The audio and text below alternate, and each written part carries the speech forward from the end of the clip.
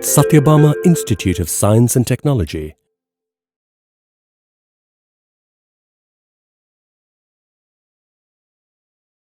Hello everyone, I am Dr. Oviya from Department of Biotechnology, Sathyabama Institute of Science and Technology.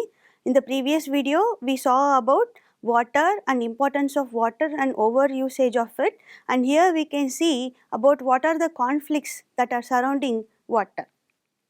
So, conflicts over water occurs through usage and construction of dams. Like through usage, it is unequal distribution of water that has often led to interior state or international disputes, and construction of dams which are involved in hydroelectric power generation, and dams that are built across river which initiates conflicts between the states. So, the growing importance of water in India, if you see here, we can see water carrying potential of Indian rivers is very lesser, and hence dams are very essential. So, growing water demand means growing scarcity. The pace of growth in demand has halves between 2025 and 2050, and this remains high enough to outstrip the supply. So we can see here 10 crore is affected in Uttar Pradesh alone, where 5 worst hit states includes Uttar Pradesh, Madhya Pradesh, Maharashtra, Jharkhand and Karnataka. The water woes, that is most deficient water basin was Krishna, followed by Tapi, Mahi, Kaveri and Godavari basins. So for the past 4 weeks, Nagarjuna Sagar reservoirs have had no water. Either there is water scarcity, there is less water or low rainfall that is inducing lower water in the dam area, and supply crunch. When there is very less supply to the dam area alone, the surrounding people surrounding the dam area is also affected. So what is the conflict? The conflict refers to the confrontation between groups or categories and its management. It may be positioned on a continuum ranging from mild tension to outright violence. So conflicting intents may or may not lead to confrontations. So what is water right? How is water rights are used by the people of India? We can see theory of territorial sovereignty, where irrespective of the consequences in other countries, every nation can utilize the water of an international river.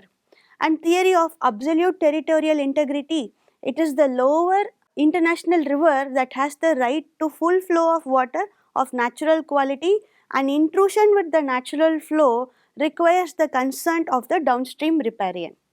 Theory of territorial sovereignty is that every state may and is free to use the use of water flowing through their territory as long as such utilization does not disturb the rights and interests of the co-riparian. So what is the domestic conflict? Domestic conflict is in between the states of Indian country. Example is Babli. It's a dispute issue in Andhra Pradesh. The Babli issue demonstrates water conflicts are not about water alone.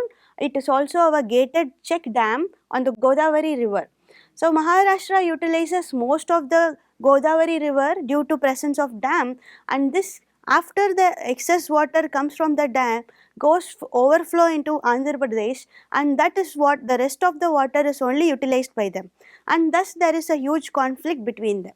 Other disputes includes Ganga, and it is the dispute in Bihar, and the Bihar's point of view, it's an upstream state which has free to pursue their water use. However, Patna expects the union government to curb the appetite, and hence Patna's anxiety is a new form of 1996 treaty between India and Bangladesh, and an obligation that Patna fears with further curtail. And other river disputes there are several other disputes in the country, and hence there are interstate river water dispute act. This was under 1956 under article 262, which shows that to resolve the water dispute in use, control and distribution of interstate rivers, and central government receives a separate laws on it, and the use is upstream states, the upstream states from which the water is flowing to the downstream states, and upstream states have the power to control the supply of water, and this has to be minimized. And control and distribute, the evenly distribution of water among the states can happen only on usage of the dam water in an appropriate way, and that is why Indian Parliament Act for interstate river water is very essential.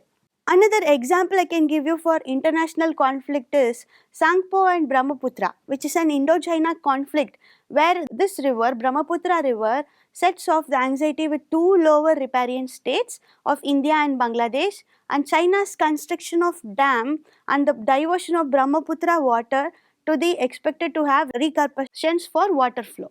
And Chinese government has approved hydropower projects along Brahmaputra, and this will also affect the river downstream from the northeast India.